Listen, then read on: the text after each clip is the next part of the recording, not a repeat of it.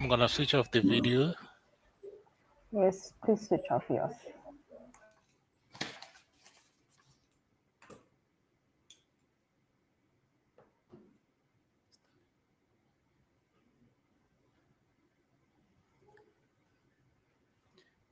Greetings to everyone, and welcome to today's webinar on independent review.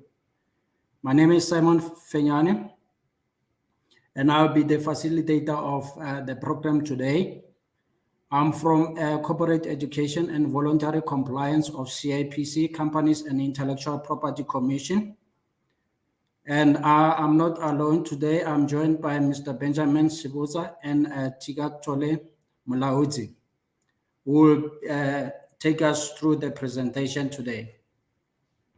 We hope today's webinar will be thought-provoking and that each of our participants gain new knowledge.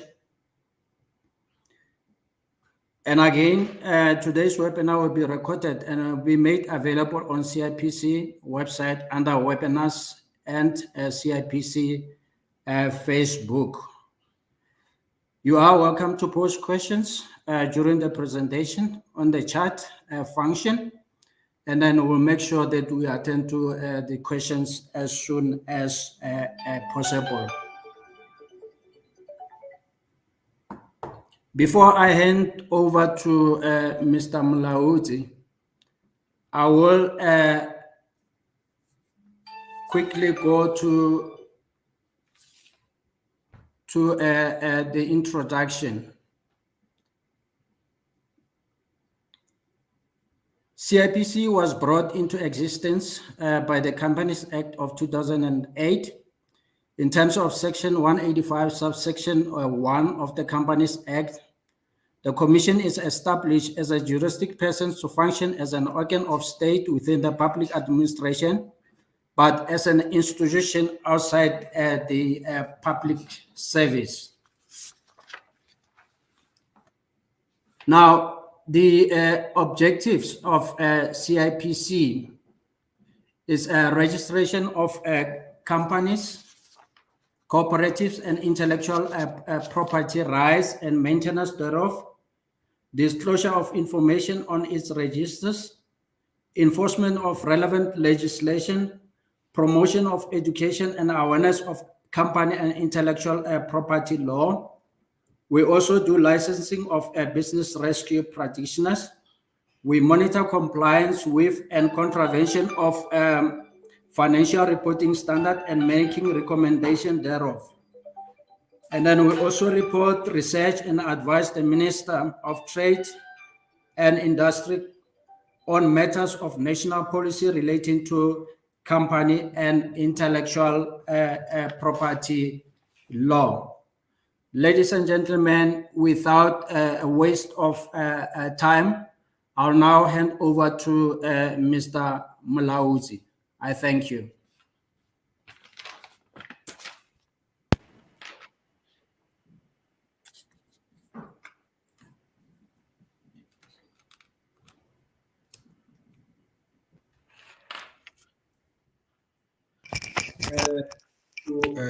Mr. Fenyane, for the introduction.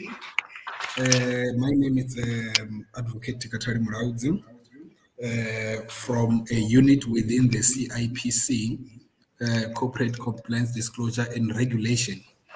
I would like to take this opportunity to thank everyone who's attending or watching this webinar for making time in order to, so that we can impart knowledge of independent reviews as per the Companies Act.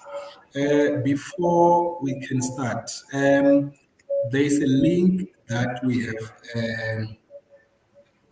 put up on the chat box with regards to a survey that we are conducting within the CIPC with regards to independent reviews. The closing date of that survey is today, the 29th of October 2021 at 4 p.m. So I just want to encourage each and every person who's attending in order to take time to get into the link and respond to the survey. Without further ado, I think let me start. This presentation is about independent reviews. We will note that independent reviews are given rise by the Regulation 29 of the Companies Act 71 of 2008. And the purpose of this presentation today, it is to outline the role and responsibilities of the CIPC as a regulator when it comes to the procedure and reporting requirements of the independent review regime. You will note that this independent review regime came into being with a new act. Next slide, please. The structure of my presentation today is been structured into 5 different points or aspects that I will have to deal with. I will deal with the independent review definition, as in what is meant by independent review. You will note that as per the Act, independent review has been outlined and defined, as in this is what is independent review. And then I will deal with reportable irregularities that are given rise by the performance of an independent review by an independent reviewer.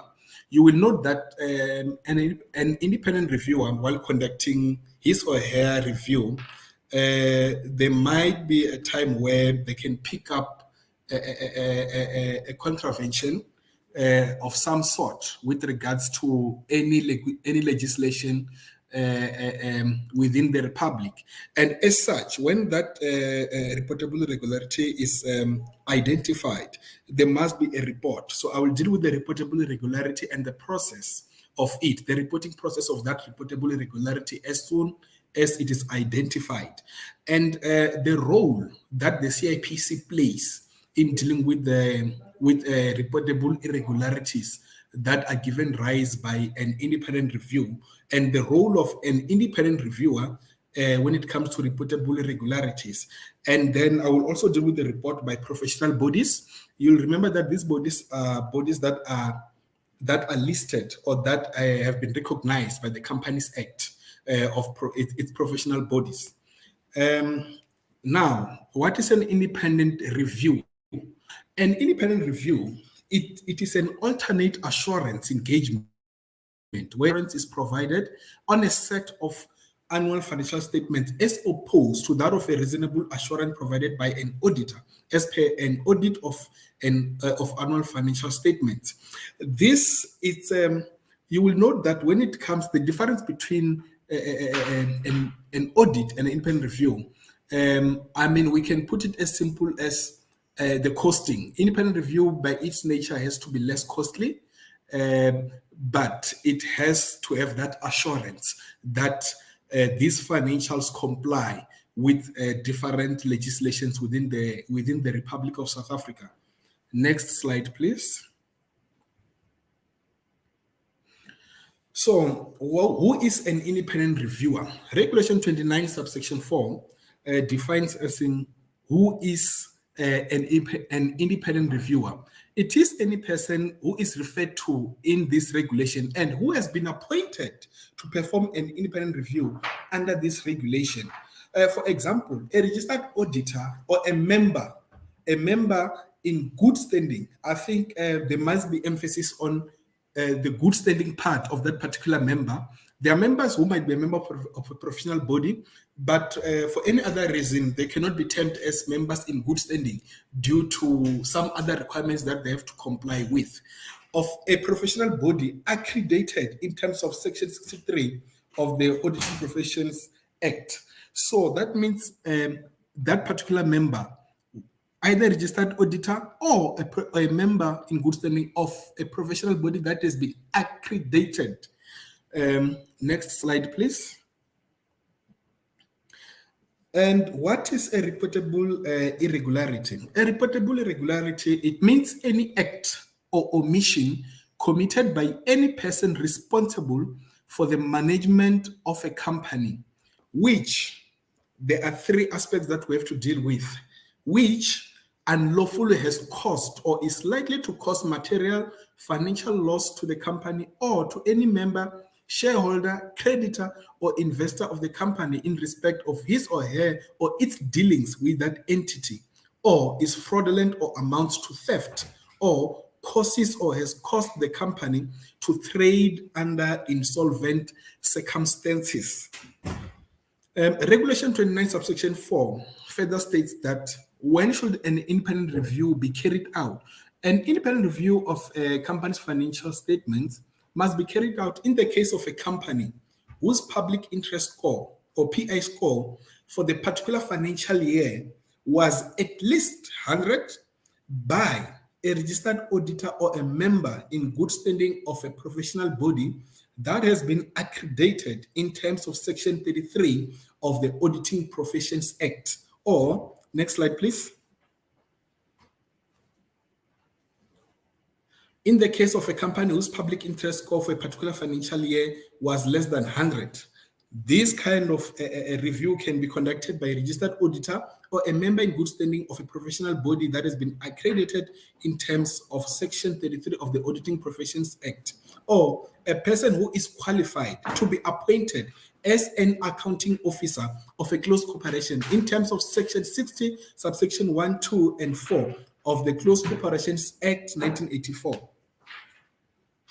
Now, I will deal with the process of reporting a reportable irregularity. There are instances whereby a reportable irregularity will be reported to the CIPC. So now this is the process that we have to follow in this regard. So there might be, what might trigger for a reportable irregularity to be reported?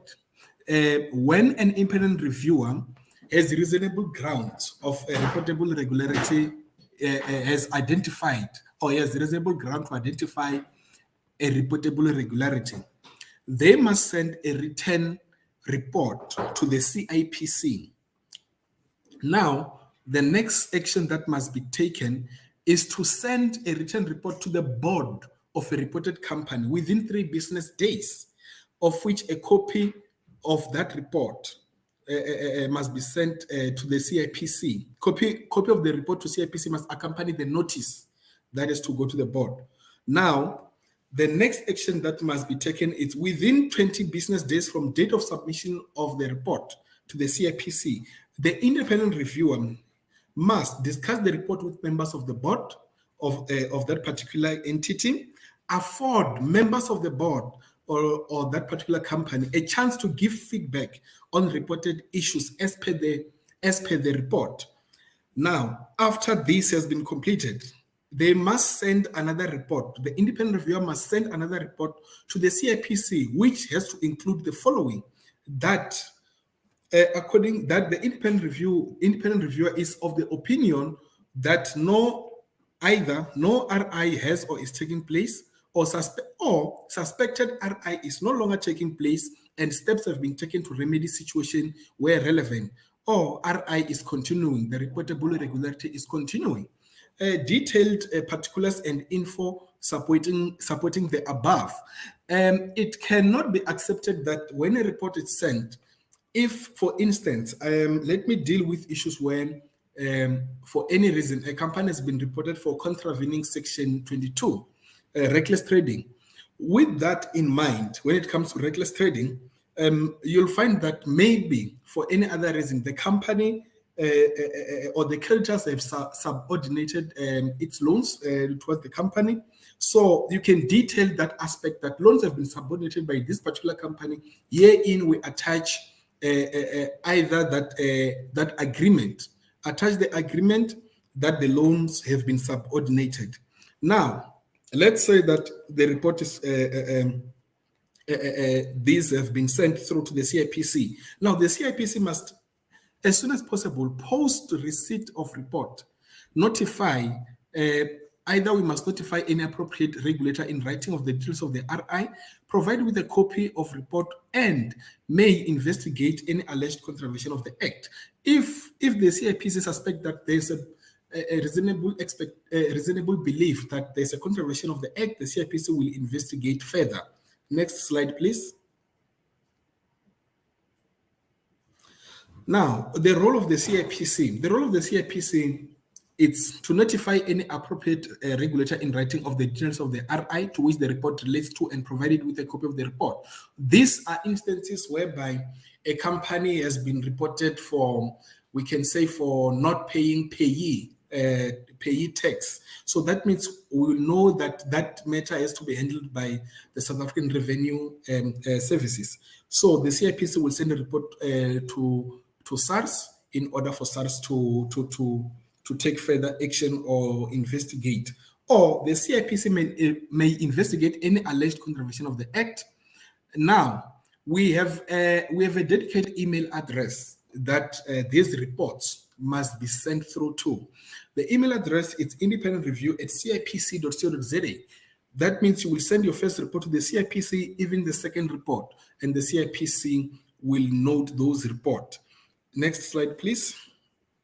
Now, what is the role of an independent reviewer when it comes to a reportable irregularity?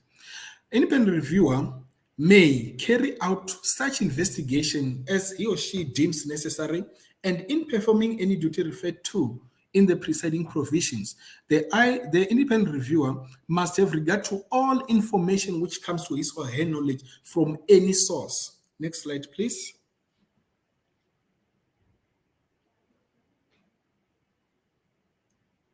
Next slide, please.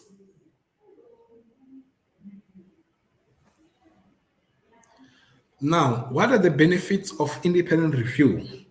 The benefits of independent review can be categorized as follows: that it will be more cost-effective to conduct an independent review, more convenient and less burdensome, simpler and less requirements and less rigorous. So the aim of an independent review is to ultimately lower regulatory burden for SMMEs, your small enterprises, to ensure affordability and sustainability for small businesses, hence promoting entrepreneurship. You'll remember that with the new act, there was one aspect, that objective, that it wants to simplify doing of business within the Republic and to promote your small enterprises.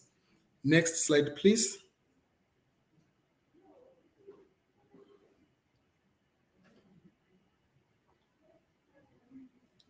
Next slide, please.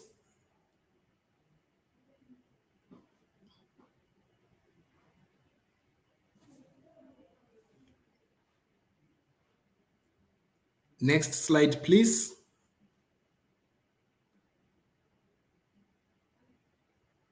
Now, what are the challenges that we are encountering within the CIPC when it comes to adherence of this Regulation 29 when it relates to dealing with issues of reportable irregularities? We have challenges when it comes to failure by independent reviewers to adhere to procedure as set out in Regulation 29. One of these challenges is that second reports are not followed by a first report.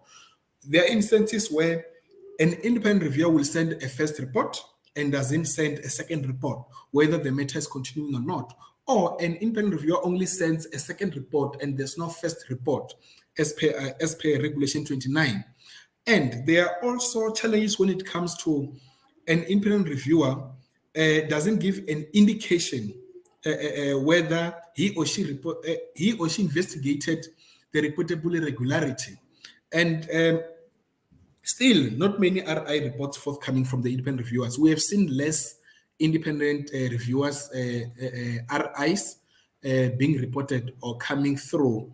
And in this, we sent out a survey in order to identify, as in, do professional bodies or accountants or professionals know of how to handle an RI that emanates from an independent review. Next slide, please. Now, this is we're dealing with the annual report that has to be filed at the CIPC by all professional bodies that all accountants or independent reviewers are or belong to or registered under. So you'll note that all professional bodies incorporated under Section 60 of the Close Corporations Act, number 69 of 1984, whose members are entitled to perform an independent review as contemplated in Sub-Regulation 4B2, must annually file a report with the Commission demonstrating this is what those annual reports must include, or the contents of that report, whether that specific professional body, they've got proper mechanisms in ensuring that its members participate in continued professional development and achievement of professional competence. Next slide, please. Whether it has mechanism to ensure that its members are disciplined where appropriate. It is, and it is likely to continue to be financially and operationally viable for the foreseeable future. It keeps and maintains a proper register of its members. It has in place appropriate programs and structures to ensure that it is actively endeavoring to achieve the objective of being representative of all sectors of the South African population geographically, if it meets any other requirements that may be determined by the Commission from time to time. Next slide, please.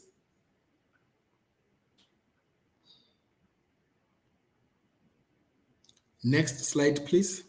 Now, here, these are the statistics that we have gathered since 2015, financial year 2015-2016, up until financial year 2019-2020.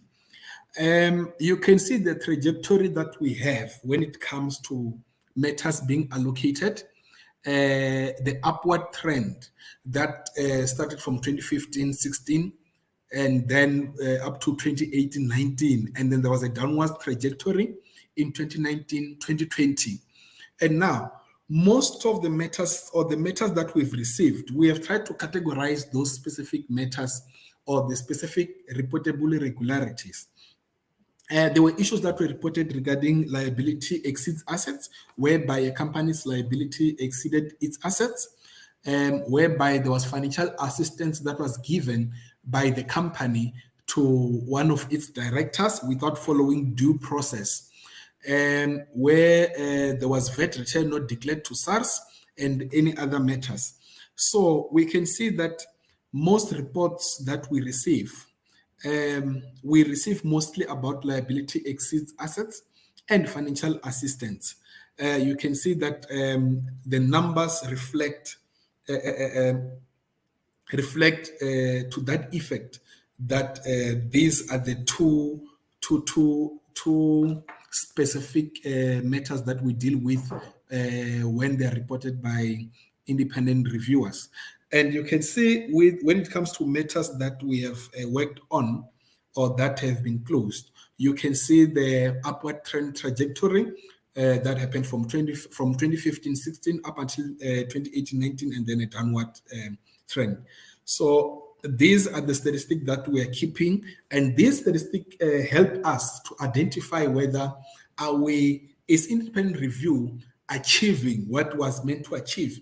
In one of the questions that we had in one of our surveys was whether when a client walks into a specific independent reviewer's office, does an independent reviewer give an option to that specific client to say, your financial statements, I can independent review your financial statements, or do you want to go for an audit?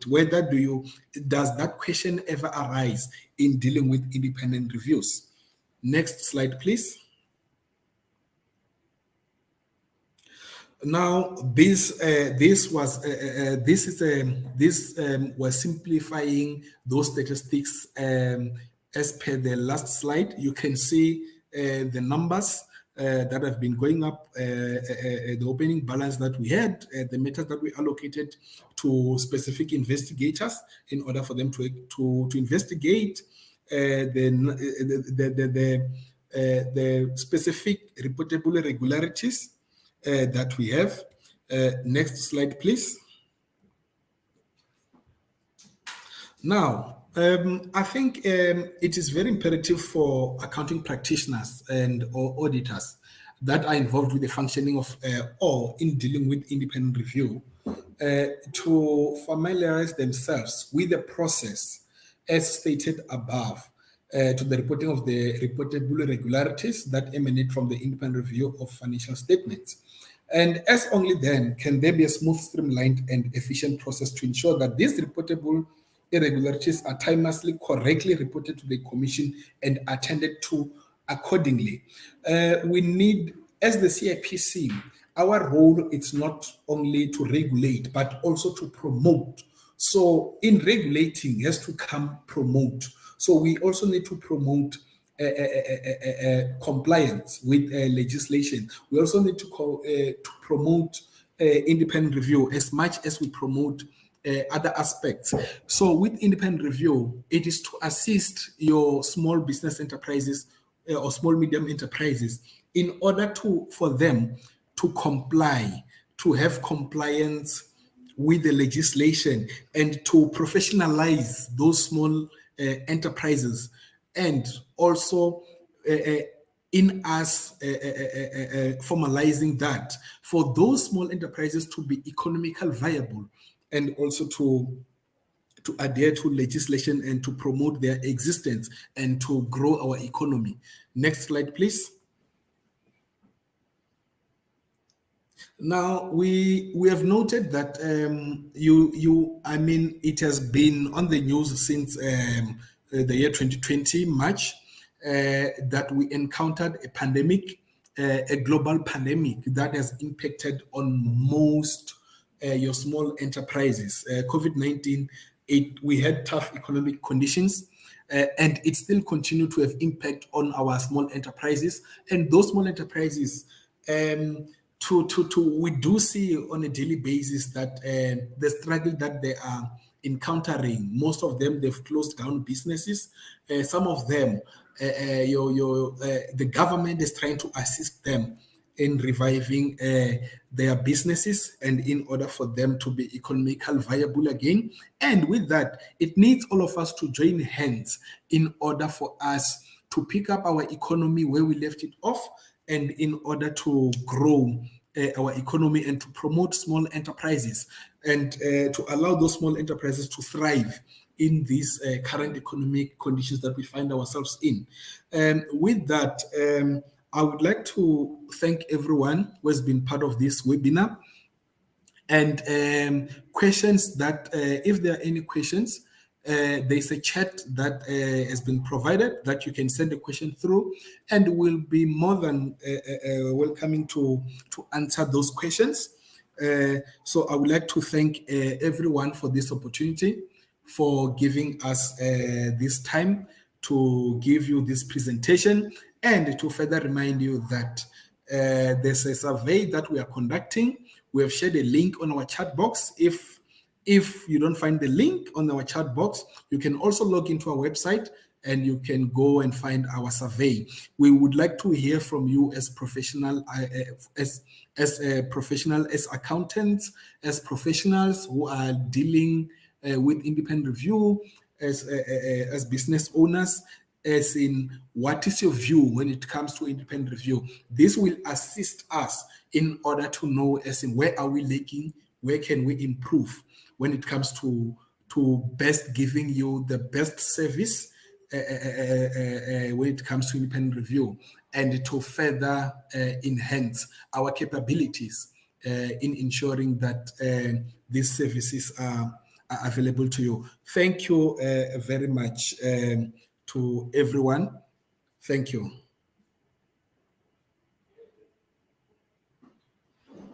Thank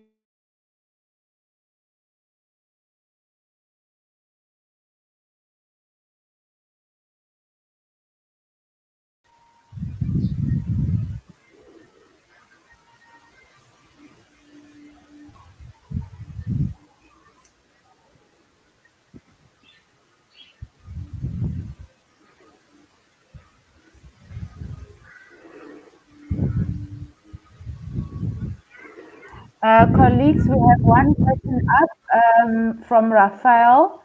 And he says, is it possible to conduct independent reviews on PTYs? My viewpoint is that only CCs are covered. Please clarify. Thank you. Yes, it is indeed possible to conduct independent reviews on PTYs. The criteria, as illustrated by Advocate Mlaudzi, it's relating to the public interest score. You need to comply. The PI score has to be below 350 in order for PTYs to qualify for independent review. As you may be aware, if the public interest score is above 350, then it's mandatory that an audit be done. I hope I've answered your question. Thank you, Rafael.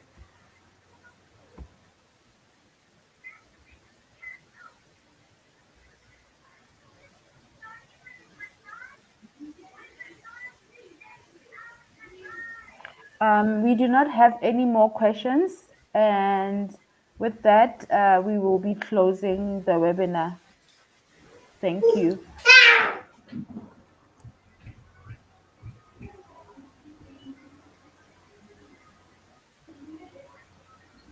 I see a question relating to CPD. Can we address it? Yes, you can go ahead. With regard to CPD points, we have not made any arrangements to this regard. So that responsibility, I think, is with the relevant professional bodies. So, yeah. And again, just a reminder as to the relevant notice which contain the survey link. It's notice 48 of 2021. Thank you.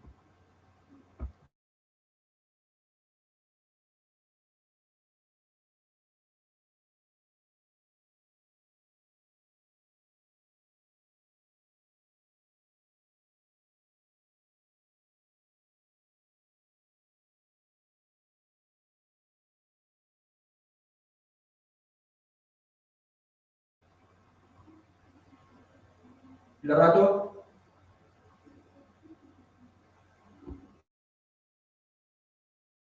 Thank you, colleagues. We have come to the end of our webinar. I thank you all for attending as we close. Thank you.